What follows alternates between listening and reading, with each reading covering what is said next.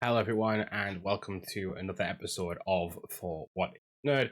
Today, we are discussing two Disney Plus series, both the finale of Ahsoka and the premiere of Loki Season 2. So, let's start with Ahsoka. That finished earlier this week, that finished on Wednesday this week, and I like it. I don't think the last episode was the best. I think there's a number of reasons as to why it could have been better. At the same time, they kept true to Ahsoka, they kept true to their Rebels characters, they kept true to Thrawn, and really served Thrawn as a villain. Morgan Elspeth also got a lot of development this episode, and the way they did that really enhanced Clone Wars and Rebels storytelling prior as well. That is also true of the Mortis gods, which were shown at the end of this season in statue form. And what are they looking for? Well, we don't know just yet, but a lot of people are assuming Abeloth, which is Legends character, a Legends creature, perhaps you could even call her, who would basically comprise the completion of the Mortis gods as the mother, so to speak. That being obviously alongside the son, the daughter, and the father. Abeloth is taken to be a kind of manifestation of the dark side, and she's not actually a god per se, but an entity that has become immortal by way of trying to seek godhood. Long story short, she is a very strong character. If she does come into existing continuity, it will be a very big fight on the hands of most of the characters at play. Now, what I assume would happen in this case is that Thrawn will be the bad guy up to a point, but perhaps Thrawn changes sides or somehow is convinced to work alongside the heroes in defeating Abeloth at a later point, just like how in the books this happens with the Jedi and the Sith, if I remember correctly. Now that's not to say that is concrete. That's not to say that that is the case. But if that were to be the case, that's how I would see that going.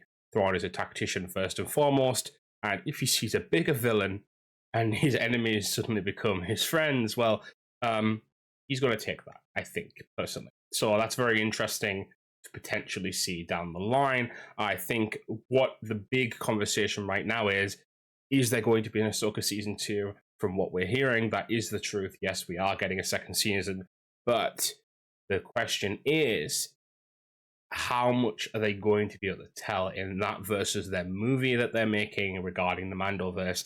And B, how are they going to deal with the Abeloth storyline, if it is Abeloth, or should I say the Mortis God storyline? That might be a better way of putting it, if with the passing of Ray Stevenson.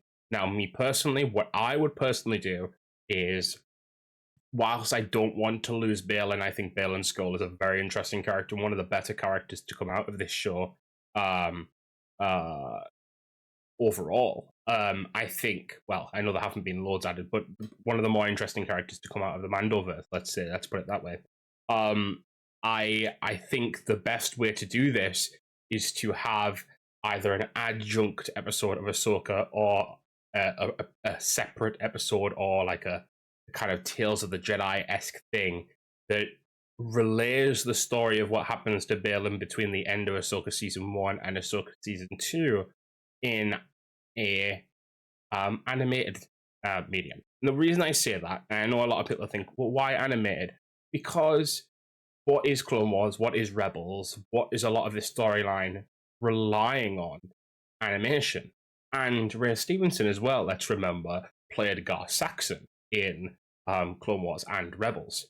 Now, to me personally, I feel like it would be a perfect send off to have this story of the time gap, so to speak, between Ahsoka and Ahsoka season 2, if it does indeed end up being Ahsoka season 2, to explain what happened, to suggest that Balin has succumbed to this dark entity and has been lost within it, or something akin to that. Something that allows Shin as a character to continue developing, looking for a way to either um, either find and help her master, or as a beginning goal with finding out later what has happened, or B, to reconcile with the heroes as a way to continue her master's ideas of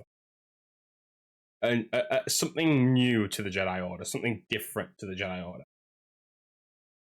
That's how I personally would do it. I think it would also be a really cool thing to be like starting, if it was in with Ahsoka as well. Let's say it was episode 1 of Ahsoka season 2, because this is the other thing.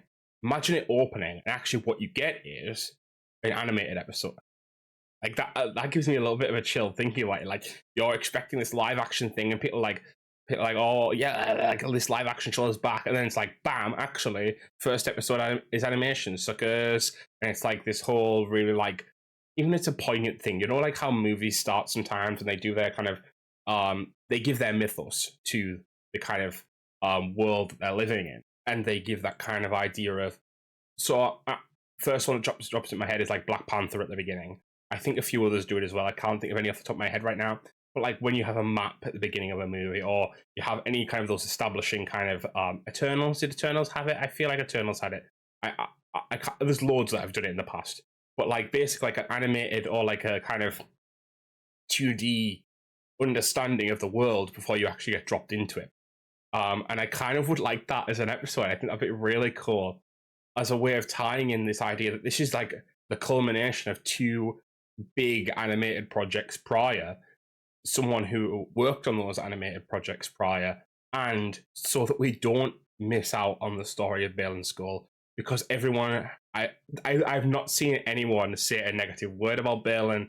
I feel like everyone enjoyed Ray Stevenson's portrayal of the character, and some of the lines that he just delivered were just so powerful and so interesting. They are kind of the juxtaposed lines of what Luke started saying at the end in The Last Jedi. And it's funny because a lot of people didn't like Luke saying them, but they find them very interesting from Balin. And that's interesting in its own right. But Balin and Shin have become really standout characters for a lot of reasons, to a lot of people. And I don't want to see that story just stopped. I don't think it will, but I don't want to see that stopped. And I personally think that's a better way than recasting. I feel like recasting, whilst if necessary is understandable, I'd rather the character live on, because that says that Ray Stevenson's portrayal is worthwhile, right? It's something that initiated a new character in Star Wars, like we've had with Tarkin previously, or like we've had with Carrie Fisher. If we feel like we need Leia again, should her daughter Billy Lord take up the role? Yes, because you know Princess Leia is monumental to Star Wars and to fiction in general, right? So if it needed to happen, obviously understandable, but I think in this instance it doesn't necessarily need to, and I think an animated episode, or like I say, adjunct, will be really good for the show in a sense. So that's where I'm at with that. It'll be interesting to see if there's any crossover with what just happened in that season, the season of Ahsoka, the first season of Ahsoka, and Mando season 4, whenever that comes, and as well Skeleton Crew, whenever that drops. Because now Thrawn is back. So if we're moving along the timeline, Thrawn is back. What is Thrawn doing? You know, he's on Dathomir now.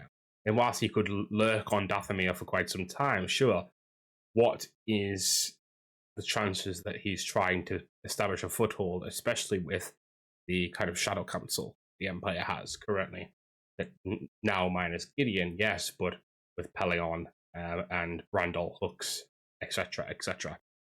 So there's a lot of interesting stuff to come as regards Star Wars at the moment. I think a lot of people are very happy with where Ahsoka went. I am too, especially because it treated the books with a little bit more reverence than Dave Filoni usually does. I've talked about this on one of my shorts recently, but I was very happy to see Dave really acknowledge the Timothy Zahn books as regards Thrawn, and that Thrawn had met Anakin Skywalker previously, which is just, again, in one of the books, Thrawn Allegiances, I believe called, if I remember correctly. I think so. Yes, that's right. So that's how I feel about Ahsoka. I feel like it was a very good season, very good finale. The finale was not the best episode, but you know, we enjoyed it. Also, that Hayden Christensen cameo at the end of the episode as Anakin once more. I just loved it. I love that he loves that he's back. I'm just loving him being there, and seeing him in a Clone Wars setting again is very exciting. Very. So that is how I feel about Ahsoka. Let's talk about Loki season 2, the only Disney Plus show so far for Marvel that has gotten a second season.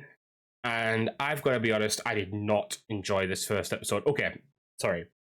That's a bit of a strong statement. I wasn't thrilled with the first episode. If you asked me, did I think it looked good? Yes, it looked good. If you asked me, I thought the acting was good. Yeah, I thought the acting was good. If you asked me if I thought that Kang as the villain is very interesting, yeah. Do I like the new characters that's been added, especially with OB or Ouroboros? Yeah. All the pieces sound, right? There's something about the show that doesn't jive with me. At least this first episode. I'm not saying that across the 8 episodes or whatever it is, I won't jive with it. I think once they get into the more time travel aspect and they get into the more kind of like crazy stuff that's going to go on, yeah, I just feel like this first episode, I don't know where they're going. I know that sounds like silly because like they throw it short Kang, right? That's the idea. They're going towards Kang. I just feel like I want to know what else they're doing this season because like just saying Kang is like not enough for me. That's spectacle. That's not substance, in my opinion. I want to know what the goal of this season is because I don't really know. Even from trailers and stuff, I don't really know what the goal of this season is. Yes, it's to stop Kang, but I don't see the journey. I know a lot of people might disagree with me on that. Now, obviously, again, this is only one episode, so I'm not going to sit here and say Loki season 2 is going to be bad because it probably isn't. You know, there's been a lot of first episodes. I really didn't like, for example, the first episode of Falcon and the Winter Soldier, but that series turned itself around majestically near the end.